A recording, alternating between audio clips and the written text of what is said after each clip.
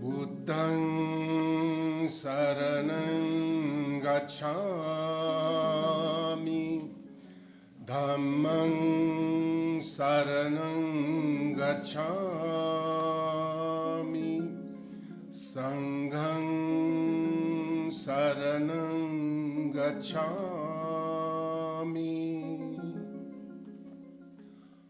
May all the Buddhas and Bodhisattvas, Devas and Nagas, saints and sages, may all the divine beings and divine powers from all the directions of the universe may kindly look at us and shower their blessings upon all of us for the success of our coming together here on the top of Himalayas.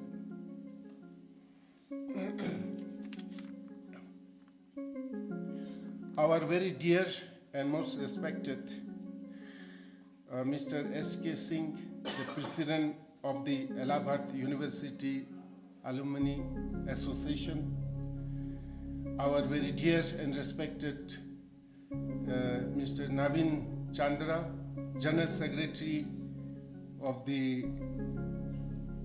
Allahabad University Alumni Associations, and our dear and respected Mr. Kuldeep Ji, and other distinguished guests on the dais, Professor Jingmet, the Dean of the University of Ladakh, and Mr. Jha from the Central Institute of Buddhist Studies, and our Professor Sonamang Shukla, who is also of the Central Institute of Buddhist Studies, Dream University, and also Mahabodhi International Meditation. Sir, your half belongs to Mahabodhi, half belongs to there. And our friend, you are Mr. Kuldeep Ji, Naveen Chandra Ji, Acha, and all other our very dear and respected guests, learned retired professors, teachers, and other distinguished guests, the members of the Allahabad University of Alumni Association, and others who are present here. First of all, from the depth of my heart, I like to extend hearty welcome to all of you to Himalaya, to Ladakh, and moreover to Mahabodhi, and like to invoke the blessings of the Lord upon all of you and wish you a wonderful stay in Ladakh. Wonderful stay, I mean spiritually progressive, spiritually elevating time in Ladakh. Other wonderful things you have in the big cities. Himalaya stands for spirituality. Himalaya stands for peace. Therefore, I wish you a spiritually elevating time in the Himalayas. Himalaya is always about of saints and sages, enlightened masters. Always, if you study the history of yogis, you will find all the yogis move to Himalaya. The reason is that higher and higher you go in the mountains, less and less human beings. Less and less human beings mean less and less pollution, and better concentration and better meditation. That is the reason all the yogis always like to go higher and higher. Even Ladakh, which is already so high, you will find within Ladakh, the Buddhist monks build the temple little bit higher than villages. You will always see the temple is top of the hills. That is the meaning. And I also like to appreciate and you all for choosing our ashram for this program today, for this our coming together and for our discussions about the very important topic, the most urgently needed topic, Symposium on World Peace and the Relevance of Buddhism. Friends, the world is going through unprecedented challenges. War is going on in many parts of the world. Brutal killings is going on in many parts of the world, which kills many mothers and children, so innocent of children, and still going on. It is heartbreaking. We cannot, especially India, a symbol of peace and harmony, cannot remain spectators, just letting happen all these brutal killings. Each one of us has a responsibility to stand up and do whatever we can. India has great role to play in such things. You know, the greatest wealth of our country is not Coca-Cola and Pepsi-Cola. The greatest wealth of India is ahimsa, karuna, mitri, Vasudhaiva Kutumbaka, yoga, meditation. These are our true wealth, and the world needs this today much more urgently than the Coca-Cola, Pepsi-Cola, or all the electronic gadget things. Our real wealth is not 3G, 4G, 5G. Our real wealth is Guruji. All your 3G, 4G, 5G will be useless, not only useless, but positively dangerous without guided by Gurujis. Right? So I believe that all the modern development, science, technology, and other things which we see in the supermarket, if they are not strongly guided by spiritual values, if they are not guided by compassion, this concept of Vasudhaiva Kutumbaka, this very technology which we love so much, without which we can't live even here, isn't it? All this technology will become Bhasmasura dance. They will kill. And that is what happening between Ukraine and Russia, between Palestinians and Israel. They are using all this technology, money, technologies are using to kill each other. We are very grateful, thankful to Western countries for their tremendous contribution in the field of science technology, which brought a great comfort to, comfort to a great extent, physical comfort. But that is not enough. That is not enough. They have miserably failed to bring genuine world peace, right? So, therefore, I believe this is the century of Asia. This century is the century of Asia. Within Asia, this century is the century of India. And within India, this century is the century of the rishis, munis, yogis, spiritual masters. It's not something Hindu, Buddhist, Christian, Muslim. Dharam means truth. Dharam means love. Dharam means compassion. Dharam means kindness. Dharam means peace, harmony. How a country, a government can work without love, without compassion, without peace, without friendship, without brotherhood, isn't it? So, yes, so therefore I consider now this century is the century of the peace-loving people of India, Rishi Munis, great spiritual masters in Ladakh or Rinpoches, Lamas, Gurus. Really, if we do not stand up and do something, then the world is moving towards global suicide. Dangerous. It's already late, but hopefully not too late. We all have to stand. Only the message, the universal compassion, Mahakaruna, universal ahimsa, universal maitri, the Vasudhaiva Kutumbaka can save this world, nothing else. Your technology, your money can destroy the world but cannot save. Only this understanding that we are not strangers to each other. We are not enemy to each other. We are member of one family, the global family.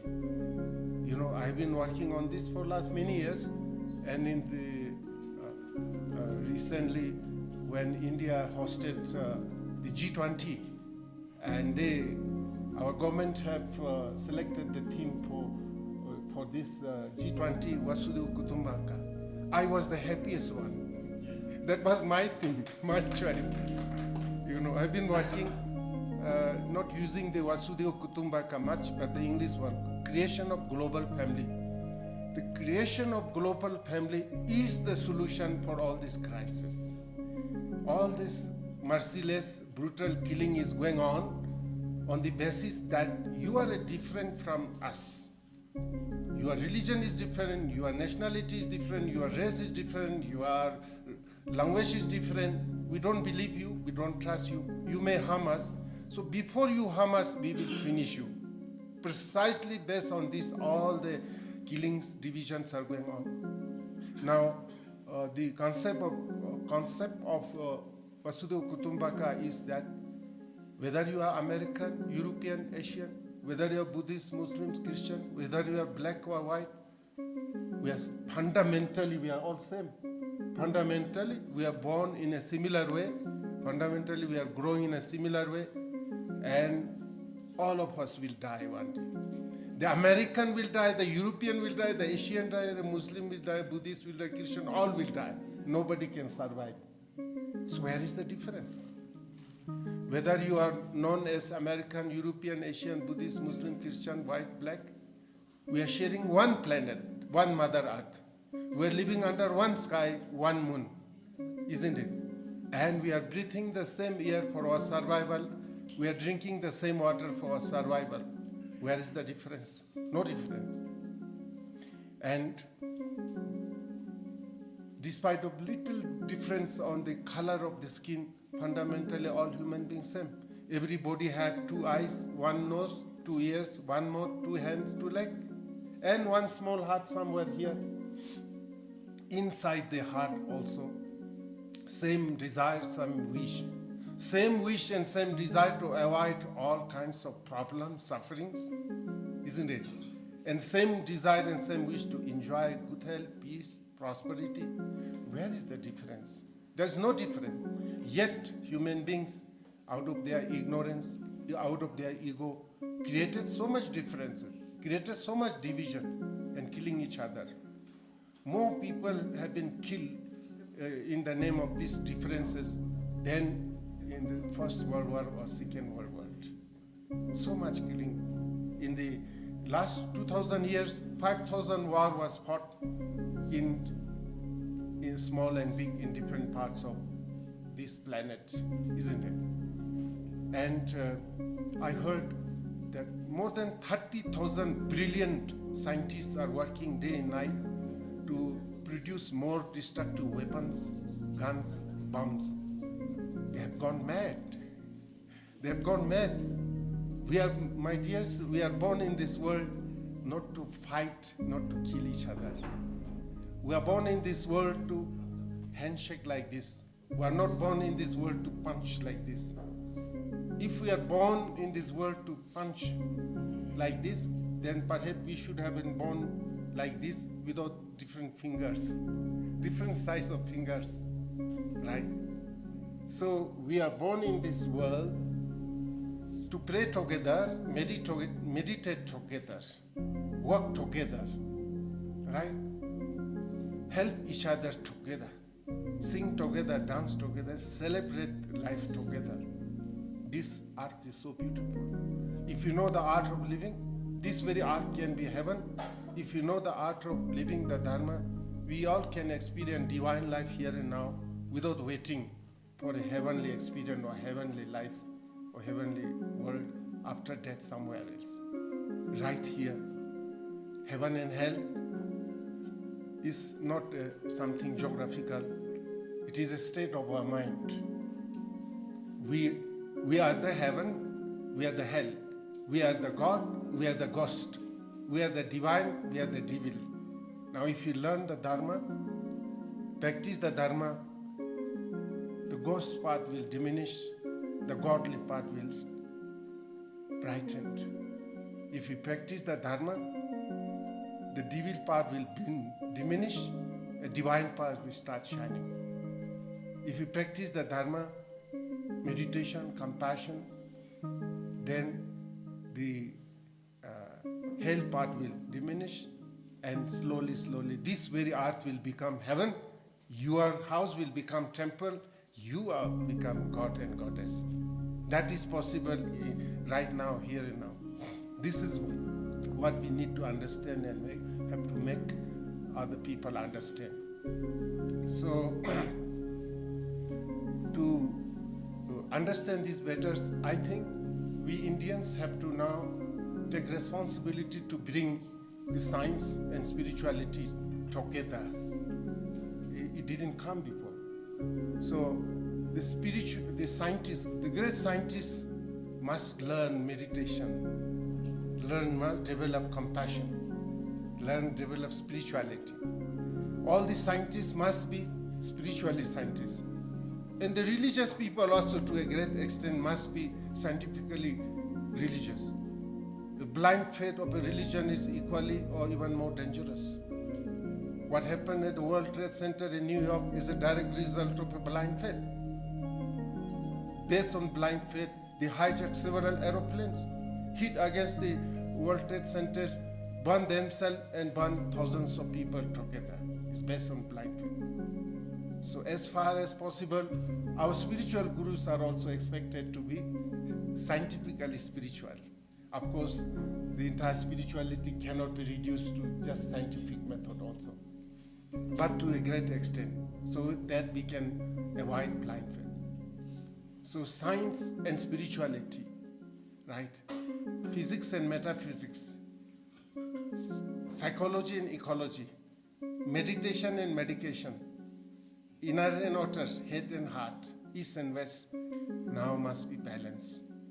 If we can bring together and synthesize the spirituality and science together, that would bring the greatest blessings.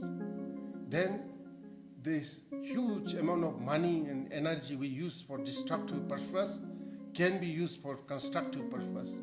We can build schools, colleges, universities, hostels for the lovely children. We can build more hospitals. We can build home, toilets for people. That amount of money which we are spending for war, for killing, that can happen only these leaders and the scientists learn compassion, meditation, spirituality. You know, the great scientist, the father of the science, Albert Einstein, initially he was not aware of the importance of spirituality. He tried to become a famous scientist. He became a great scientist, but at the end he realized that something was missing. That he realized the spirituality. He became a great spiritual person at the end. I heard that someone asked him, if he has a chance to come back in this world again, would you like to be another great scientist? He said, never. I rather prefer to be born as a plumber rather than scientist. He regretted, the knowledge of science he misused. So he said, so beautiful words, He said, science without religion is lame, and religion without science is blind. So science and spirituality must be. We all, the Indian spiritual leaders, all Indian, have a responsibility now. I think we should discuss with the government authorities to train millions and millions of young people. The greatest power of our country is, I believe, is youth. Yeah, so we should think of training lakhs and lakhs of young people as meditation teachers, as yoga teachers, as spiritual teachers, as messenger of peace, ambassador of compassion. bodhisattva, they should be trained like kind of professionally, They must be paid what they need, the basic needs. Then they will take interest also. If we can train a few lakhs of young generation, the intelligent, all Indians are intelligent. If they can be trained and sent all over the world to teach meditation, to teach compassion, to teach yoga, to teach the concept of Vasudha Kutumbaka, then there cannot be greater blessings to the world than this. Yes? So, I will not take much time. I think as our theme is Symposium on the World Peace and the Relevance of Buddhism, really Buddhism, Jainism, Hinduism can contribute a lot in creating world peace. The whole life of Buddha is an example. The whole teachings, is all based on karuna, universal compassion, universal peace. So that is why the teachings of Buddha is becoming quite popular in Western country. Westerners, the highly educated people, the intelligent people who are seeking genuine peace, they are coming to Buddhism. Today, Buddhism is the fastest growing religion in the Western Hemisphere, fastest one. So, unfortunately, India, the birthplace of Buddhism, the greatest gift India has given to the world is the message of Buddha. हमारे प्रधानमंत्री ने United nation assembly में कहा है, आपको याद होगा, भारत ने दुनिया को युद्ध नहीं दिया है, भारत ने दुनिया को बुद्ध दिया है. Buddha meant peace. Greatest gift. The greatest gift India has given to the world is the message of Buddha and many other Rishi Munis, but somehow the Buddha's message spread it fast, or more than, very fast. So,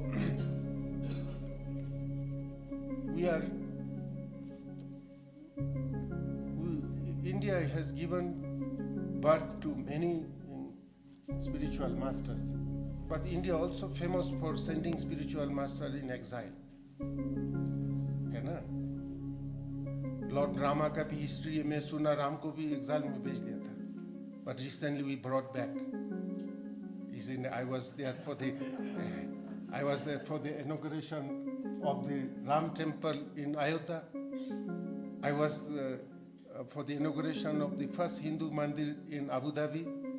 I was also for the inauguration of the Vishnu temple in Sri Lanka. In just 1-2 months, I had the honor to, attend the inaugural ceremony of the 3 famous temples. तो मैंने वहाँ कहा, I mean not in भाषण में नहीं, मैंने कहा, it's wonderful, we have brought back Lord Rama. Now second, we must think of bringing back Buddha, which we have sent Buddha in exile to Sri Lanka, Thailand, Burma. We must bring back, isn't it? So we need, our Indian people also need the Buddha's message. Buddha's teachings is for all, it's so universal.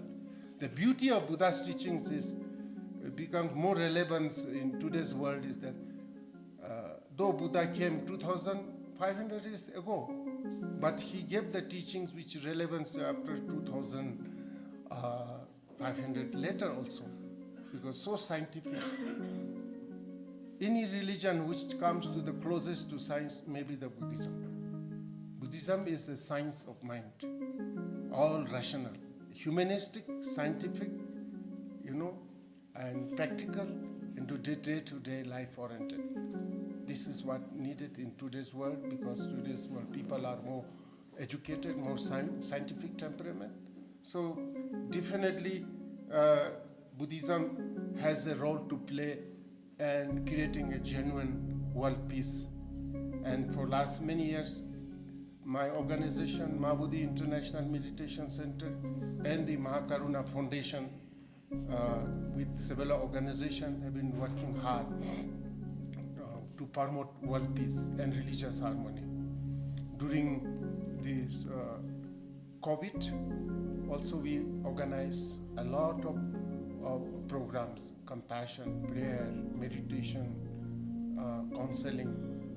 And at the same time, unfortunately in Ladakh, we have another big problem. In addition to the COVID, we had developed serious tensions, war-like situation on Indo-China borders. We already had the biggest war with Corona, but we can't afford to have another war with China. So in our own humble way, I organized my team. I went to all the borders, offering prayer in all the holy temples, sending messages, appeal to all the leaders. The war is never a solution. Never. War is not solution. We can always find solutions to this dispute without killing each other, without dropping bomb each other. So luckily, fortunately, it subsided. It didn't turn into a full-fledged war. It would have been so dangerous for everybody. So these two, India and China, is the two most powerful countries in Asia. They are not supposed to fight with each other. They are supposed to come together to create world peace with their ancient wisdom. India and China is the most oldest civilization on the earth. Have many ancient culture of peace and harmony, isn't it? So we look forward to work together with your Allahabad University Alumni Association in future.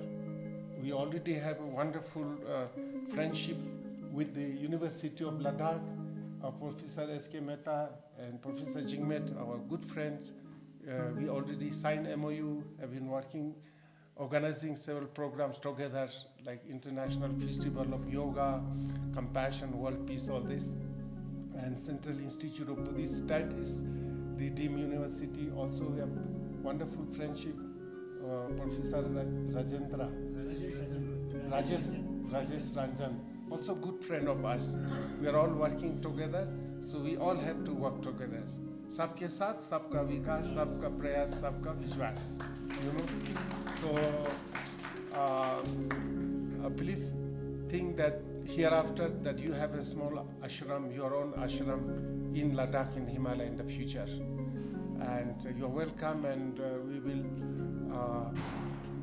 work together to carry the message of peace and harmony, love and compassion, and the Vasudhaiva Kutumbaka to every nook and corner of the world. We really had to take this seriously because the situation is quite tense, quite serious. We cannot remain as spectator, I mentioned.